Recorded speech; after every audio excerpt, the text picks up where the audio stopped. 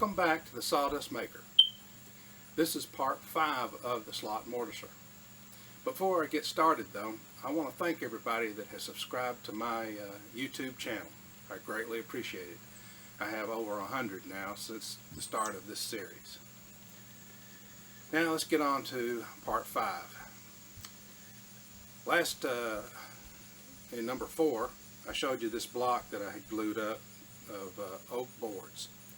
I've since then slimmed it down a little bit, and I've also drilled 3/4 inch holes in it, which will hold these bushings. Now it's got a 1/2 inch inside diameter, which this 1/2 inch rod slides in. The outside of this is 3/4 here, and this flange is 1 inch.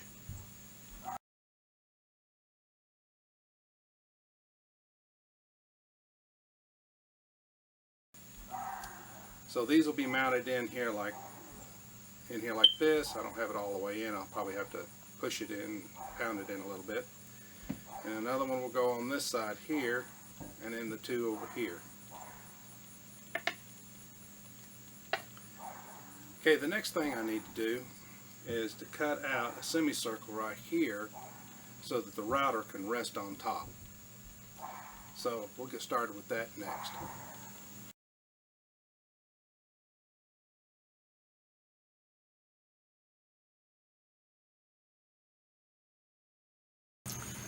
Okay, after sawing this with a bandsaw, I was really kind of surprised at how smooth it is. It still has a few little rough edges on it, but I'm hoping that will help it hold the router from slipping. The next thing I did was I measured the width of this hose clamp, and it's right at about a 1/2 inch. So I drilled a 1/2 inch hole straight through, and then I tipped the wood up a little bit and drilled down at an angle like this on both sides, so that when the band clamp comes around, it has a little bit more room to go around the router. So now I'm going to go ahead and put the bushings in, and these things are pretty darn tight, so I don't think I'm going to have to glue them, but later on, if they do come loose, I'll take it apart and glue them in place.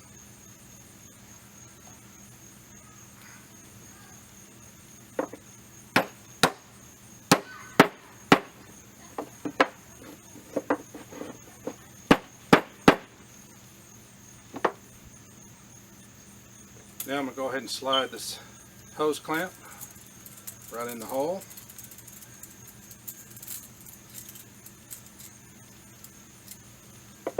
And I'm going to go ahead and put the router in place.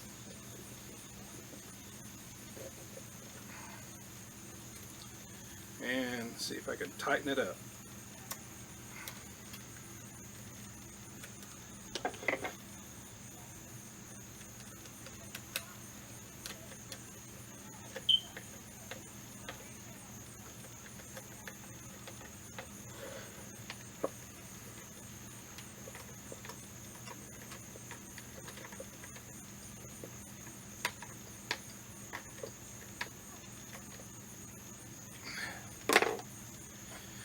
And we have that assembly, and it's good and tight.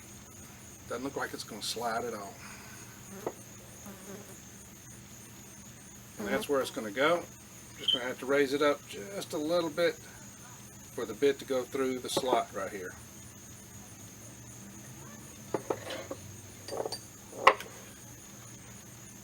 These 1/2 inch rods go through here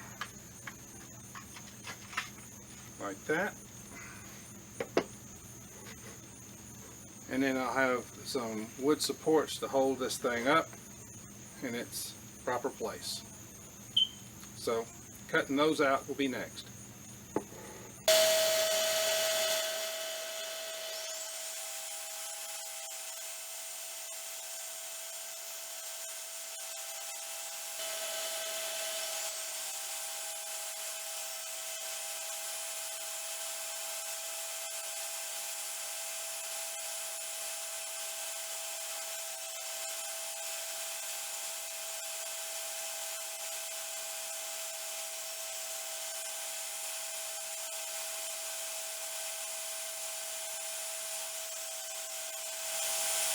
Okay, in order to get the holes to line up on these wooden plywood pieces that I've got here, I'm going to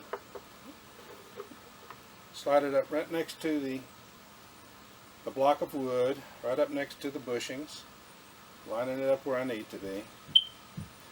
And as you can see, I've got the two, well, you may not be able to see, but there's two strips of wood here that are lifting it up to the right size height that I need to give me clearance and to be able to have the bit come into the center of this slot. So now that I've got this lined up here like this, I'm going to take my pencil, make sure that I go into the center and start drawing a circle. Of course, it may not be a perfect circle, but I think I'll have an idea of what I need.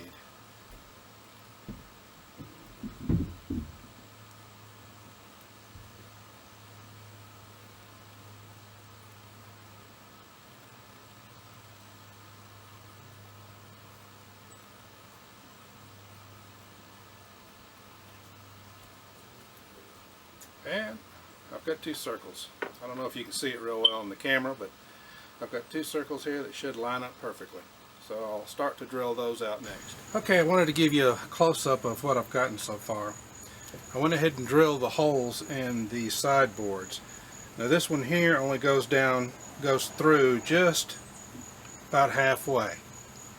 This one right here, if you can see it, it goes all the way through. And then I've got this one backing up to keep the bars from sliding completely out. Plus there'll be some other things attached here. But I do wanted to show you that it does move, and it moves fairly smooth. I'll probably be tweaking it just a little bit so it gives me a little bit more smoother action. Okay, the next thing I'll be doing is I'm going to be sliding this forward and line it up so that the bit is square and centered in this slot. So we'll be doing that next. Okay, I've already got this squared up so that the bit is square with the slot. I've got lines marked out. Now as far as having it lined up with this line here, I'm going to have to wait until I get this mounted down, and if I have to, I can adjust it a little bit with shims on the block here underneath the router base. So the next thing is to get these blocks screwed down to the sliding base, and then we'll go from there. Okay, I was going to mount these blocks down to the base here, the sliding base, and then I got to thinking about something. Yeah, every time my wife says I'm thinking about something, she says break out the fire extinguishers and get the first aid kit.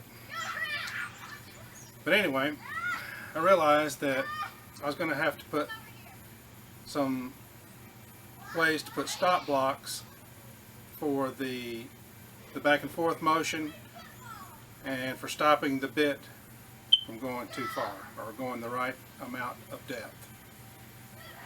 So I've still got some figuring out to do on that, and even though I may not show the actual process of doing that, I'll show you how I got there.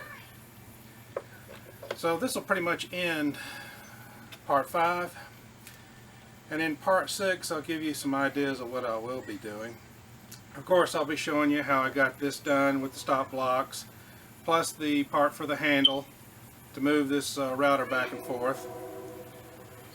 Also, there's going to be a handle mounted underneath here, so it makes it easier to slide back and forth.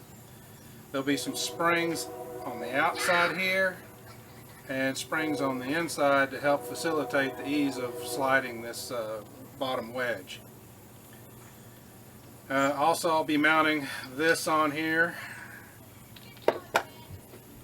and some other few little tweaks that I'm wanting to make. So with any luck at all, number 6 will be the wrap-up of this project, and maybe even a test of it. So for now, that's it. Thanks for watching. Hope you enjoyed it. If you like, so please subscribe. Also hit the like button, and I'd appreciate it.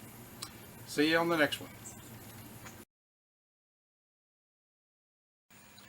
Due to some family business and other situations, part 6 may take a little while before I can get it uploaded. So please be patient, and you'll be seeing it sometime soon. Thanks.